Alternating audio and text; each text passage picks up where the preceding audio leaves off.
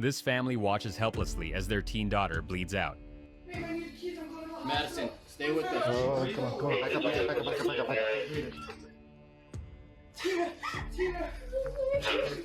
Please step outside. Hey, Casey, we're here right now. We need light. And they know the monster behind the horror.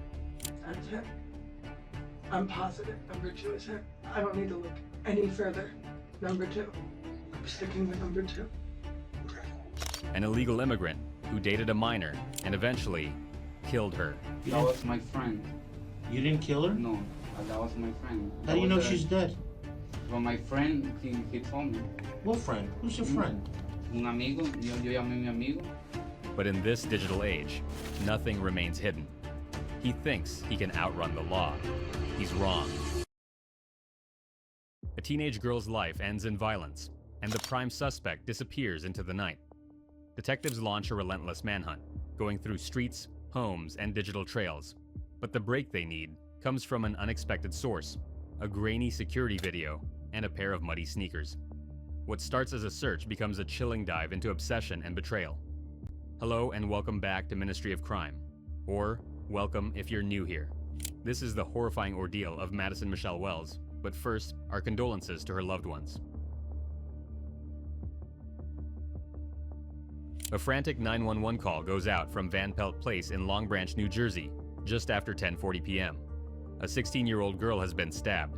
Her aunt calls for help, terrified. Long Branch County for stabbing. Please, my niece is on. Ma'am, listen to me. I need you to take a breath for me, okay? I am. Where did she get stabbed at? I don't know. It looks like in her chest. I don't know. She's Is laying on my she floor. breathing? She's breathing, but yeah. Okay. She's breathing. Listen, is she went able to outside. talk to you? No, she's like. Is she losing consciousness? Yeah. Please. Okay, where is she now? She's on my floor. Please, just get a cop here. The police are immediately dispatched to the area. Officers arrive at the house within minutes, sirens blaring.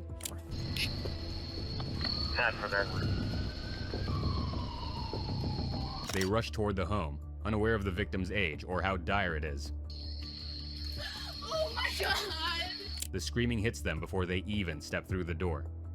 The victim's sister, Tina, runs outside, phone in hand, sobbing. Dad, please! My focus at that time was just getting into the house and getting to the victim. Where's the stabbing? Inside, there is chaos as family members are pressing towels on her wound. Where's the stabbing?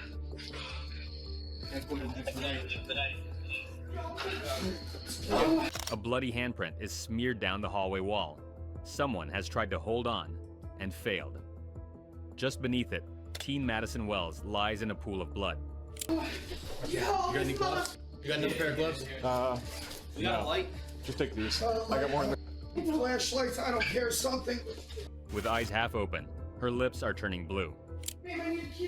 Madison, stay with us. Oh, come on. Back up. Tina! Please step outside.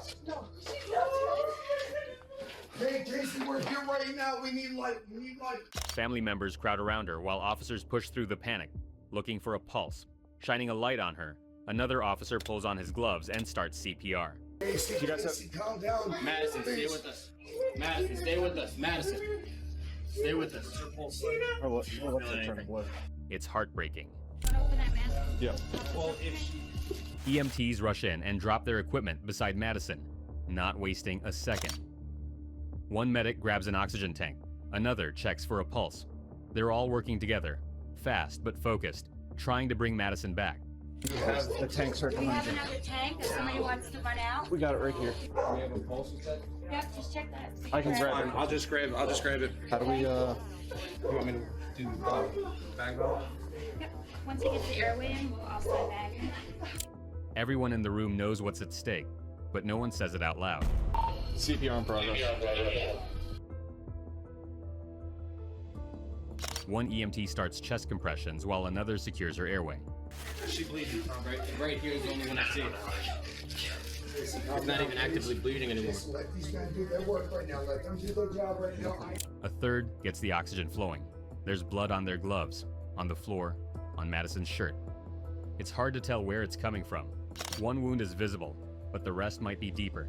The medics take turns providing CPR to the bleeding teen. Madison, I got a breath. I got a breath. Is she breathing? I have a breath. She's gasping. Should we stretch her out?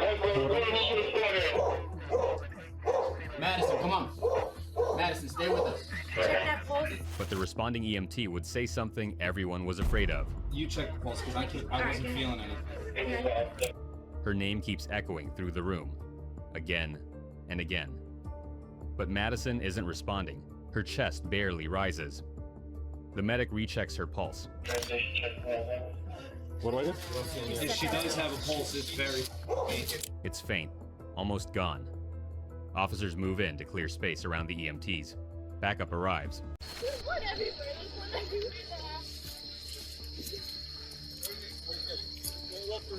Oh, sorry, we're just gonna let the EMT know that we're doing compressions again. Yeah, they're trying to find a pulse. We can't find a pulse on her the second time around. I know. God, hurry up! They try to calm the panic, holding back loved ones desperate to reach Madison. Outside, an ambulance pulls up. EMTs call out to coordinate the transfer. Failing to get a heartbeat, they try a second round of compressions. Stop on the other side. She's not holding a pulse. One appears to shake his head while another grabs her arm. They can't move her. Her body is already shutting down. Defibrillation isn't an option.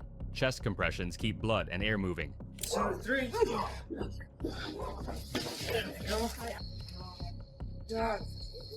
She's placed on a stretcher, and the team rushes to the ambulance. Her father, Edward Wells, desperate to get one look. Oh my God. Whoa, brother. Oh, that's my daughter, man. I know, it's a freaking ambulance. My head was... I'm sorry. One officer holds her father back, no longer polite. Call Grandpa now! Call Grandpa! Throw this in there with them? Tina sobs, calling more family. You want me to ride with you guys? Yeah. Move over there now. This is the ambulance. Come through. Yeah.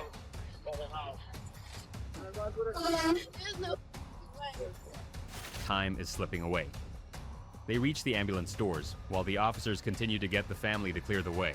They weren't telling us anything. I just wanted to go in. I just wanted to go in and see my kid. Say goodbye. I don't know. I just wanted to see my daughter. And they wouldn't let us.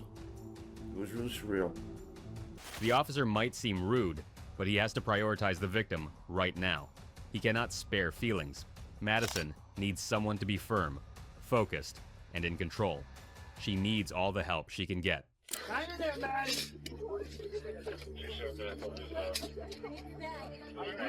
Bag's right there. Bag's right there. Are we closing this? Yeah. Right there. But alarmingly, they don't drive off. Inside the ambulance, the team keeps working. Compressions, oxygen, anything to get her heart beating again.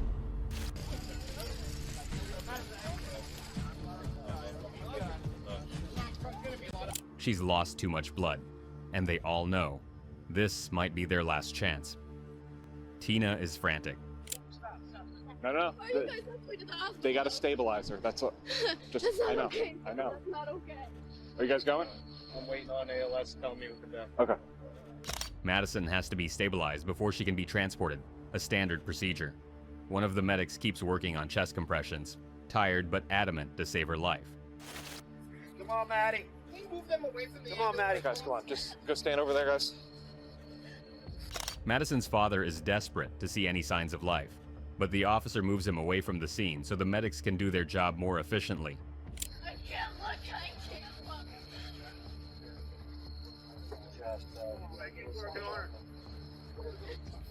Come on, Maddie. But he calls out to his daughter, willing her to live. The paramedic performing CPR looks winded. You alright? Yeah. You guys see anything? Providing CPR can be physically challenging. We're going to switch off for them. Pass out from there. Yeah, no, it's okay. Are you going to? Unfortunately, she has grim news. They're on the phone with the doctor. Say what? They're on the phone with the doctor now, probably for announcements. Seriously? Yeah. I'm not too sure yet. I'm talking now. Okay.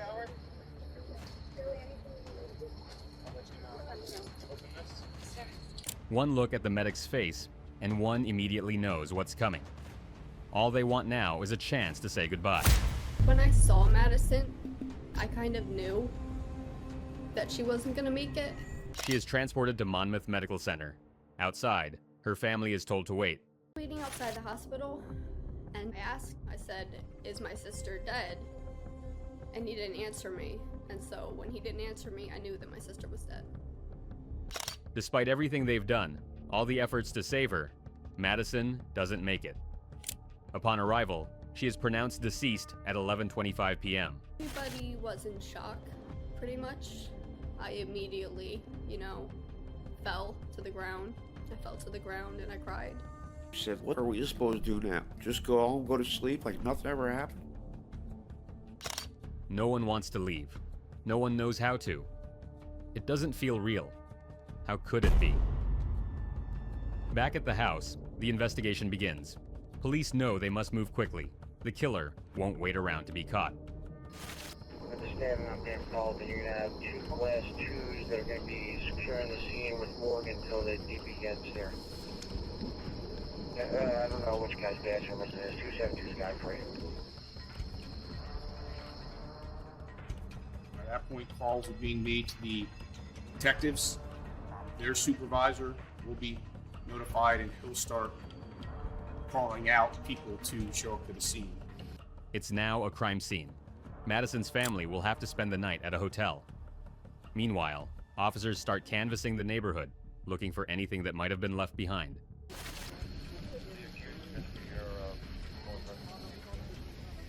That's when they find it. A broken steak knife, lying in the driveway. The size and shape match the kind of wounds Madison suffered. The broken blade is proof of the attack's brutality. More than a weapon, it's a chilling message. Detectives Joe Spital and Mike Verdadiero arrive on the scene. How does one go back home after this? Who cleans up? The family is traumatized forever. Mike Verdadiero, a father himself, is determined to find the perpetrator. The foyer where Madison collapsed is still wet. The floors, the walls, everything is marked by what happened. Outside, investigators get to work. They collect a lot of information, looking for even the smallest detail. Because in cases like this, it's the smallest detail that usually cracks it open. Sensitive to the tragedy, but trying to hurry, they speak to their only witness at the time, her Aunt Casey.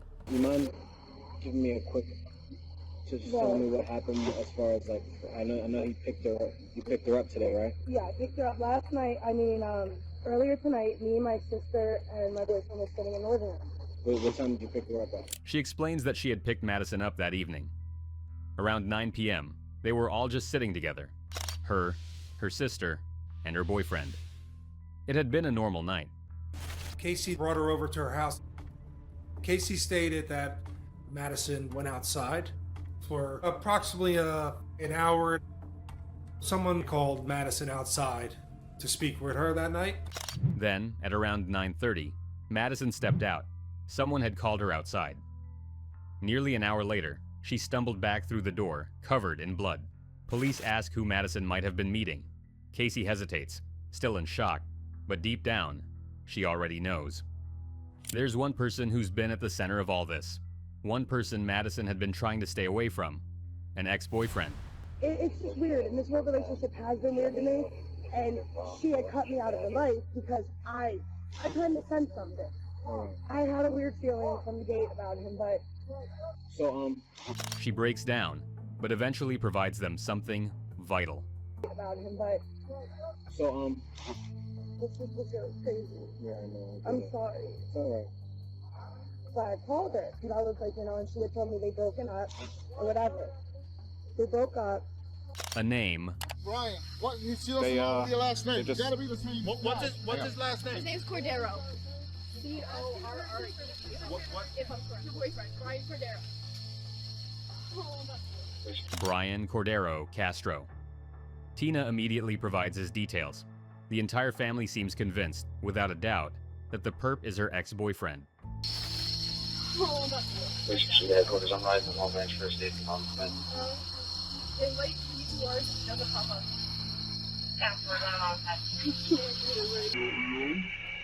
The officers run the information in their system. They discover he is in the US illegally. His visa expired a few months ago. That detail doesn't help them. They continue the conversation about Bryan indoors with Casey's boyfriend. Madison and Bryan started as co-workers, then turned into something more. And by November of 2017, they were officially dating. I always used to see them together, though. Always happy, always happy. But this wasn't a sweet teenage romance. It was serious, and it wasn't healthy. I had a conversation with him when I first met him, what I actually told him. If he had ever hurt my baby girl, what I would do to him. They stayed together for about a year before breaking up, and recently, both Madison and Bryan lost their jobs at that same restaurant. That detail gets attention. What did they get? Working at all. Where's that? Over up there. Oh, okay. Yeah. Whatever that one Yeah, is. yeah. Across the street from the TD Bank. Okay, all right. What they get fired for? Couldn't even tell you. No idea. Like I said, I just found out about it today. No, it's fine. It's fine. It's fine. She's a fucking baby, dude. She's a baby, dude. She's a little girl, bro. Sometimes when people lose control of one part of their life, they try to control something else. They have the weapon, background, and a name. With a possible motive forming, detectives move quickly. They confirm Bryan's identity through his old job, but now they need someone to place him at the scene. Casey volunteers to help.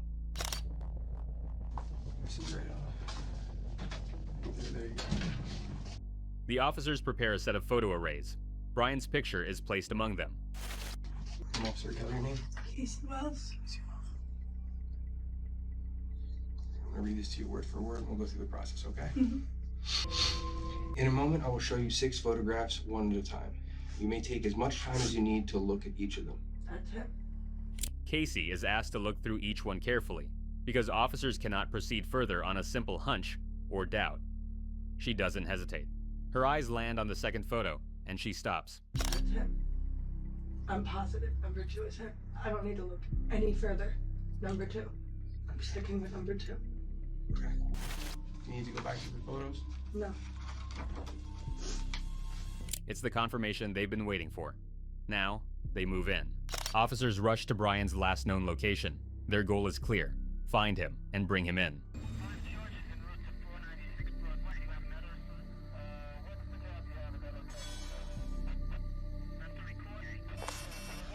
Anybody home with you guys right now? But the door opens to more questions than answers. Bryan home with you guys? No. Alright. You know where he might have went? No. His family insists Bryan isn't home. Mind if I step in? The family hesitates, but eventually agrees. They search room by room.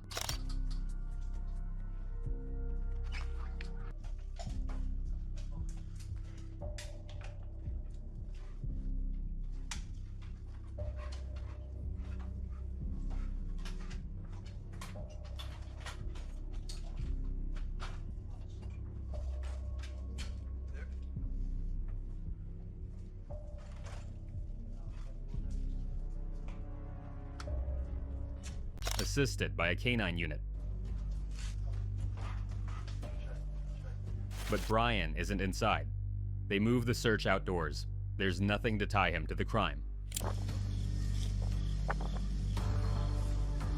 Yep.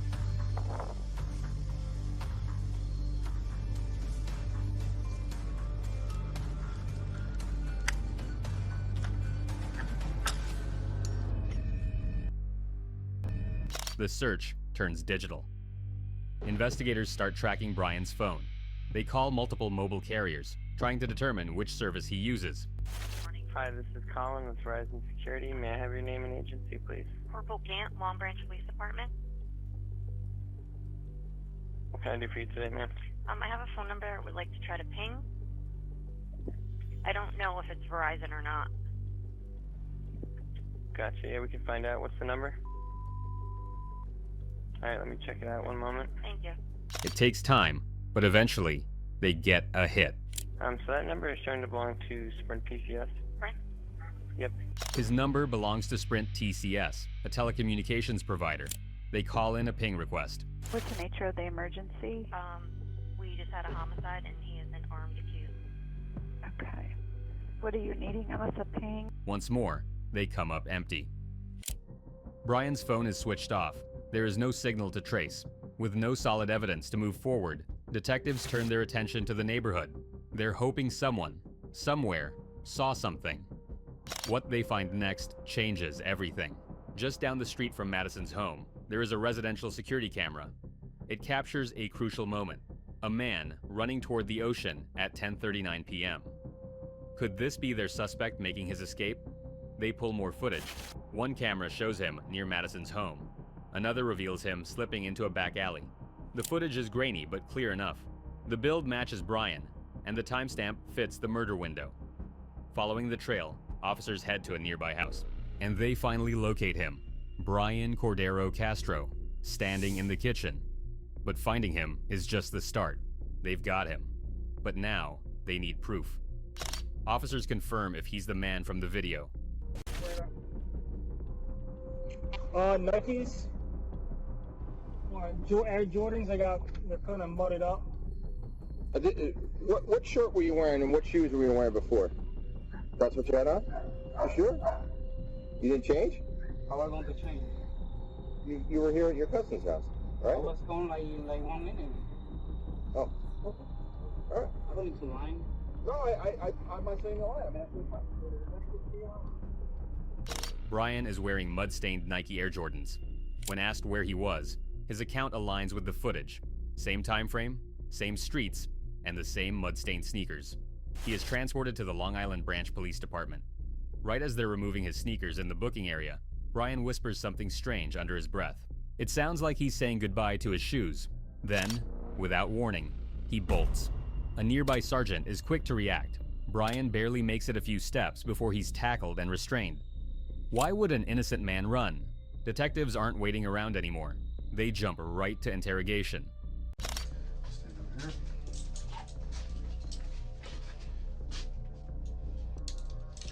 Take a seat right there. They have come up with a strategy to question Bryan. Detective Spital starts as the good cop, building rapport before applying pressure. Bryan, how you doing? How you doing, bro? I'm Mike Cordero. Bryan, I'm waiting. They sit across from him and start casually, easing him into the conversation. Spitali lets Bryan speak in a safe space so he doesn't get defensive.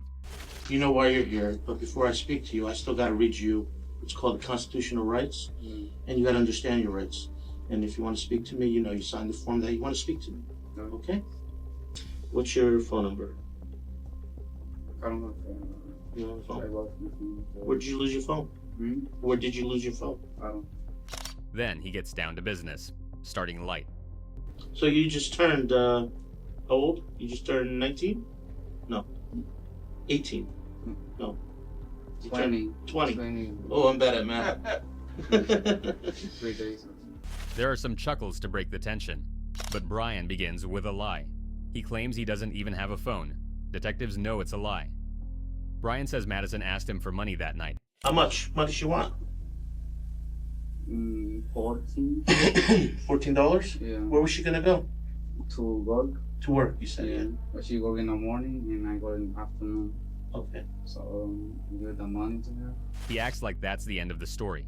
However, Detective Spital keeps the pressure on, and without realizing it, Bryan starts revealing incriminating things. I asked for her phone, but when he don't want to give me the phone. So no, I don't want to give her the phone. So she don't want to like really.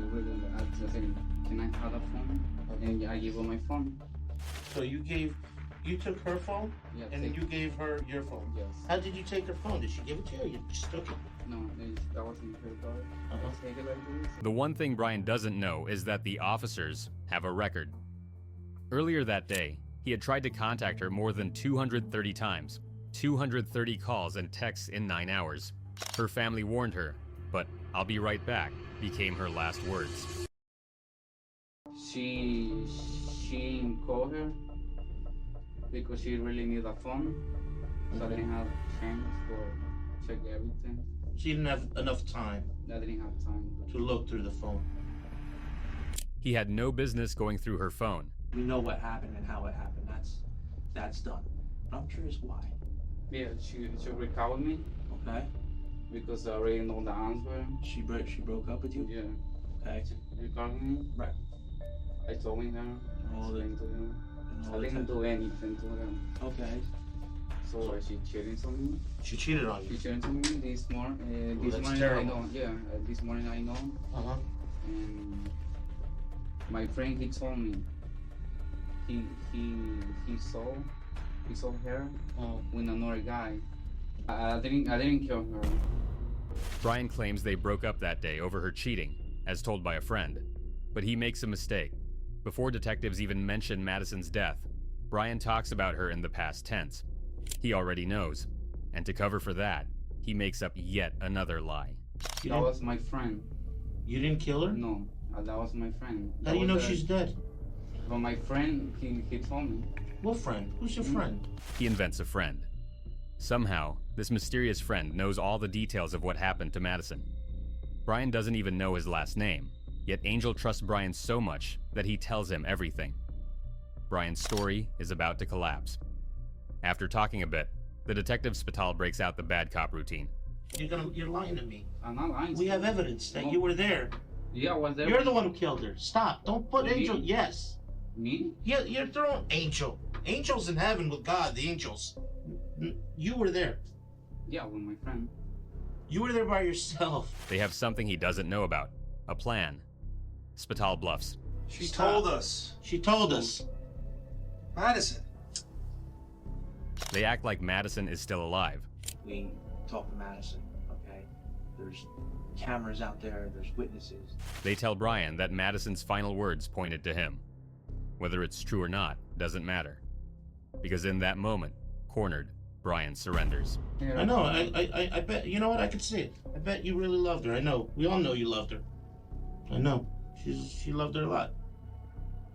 But something happened, and I know what happened, and I want you to be honest with me. When I started dating her, she promised. And when he finally breaks, the truth is worse than anyone imagined. She promised she's going to be loyal to me. She promised she's gonna what? She's going to be loyal. Oh, loyal. She's gonna be loyal to you. She promised to me. You know, it's our job to give you the tools to understand, to make the right decisions, okay? His love was an obsession, yet he speaks like he was the one who was wronged here, not the slain teen. You don't wanna lie yourself into a corner. Talk to me how you were feeling while you were standing there talking to her. How did it go? Bad. Bad in what way? Like really bad because everything what I did to her. You love her? Yeah.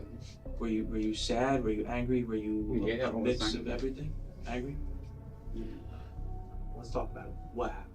It's not just emotions he's describing anymore. He's admitting to something much darker.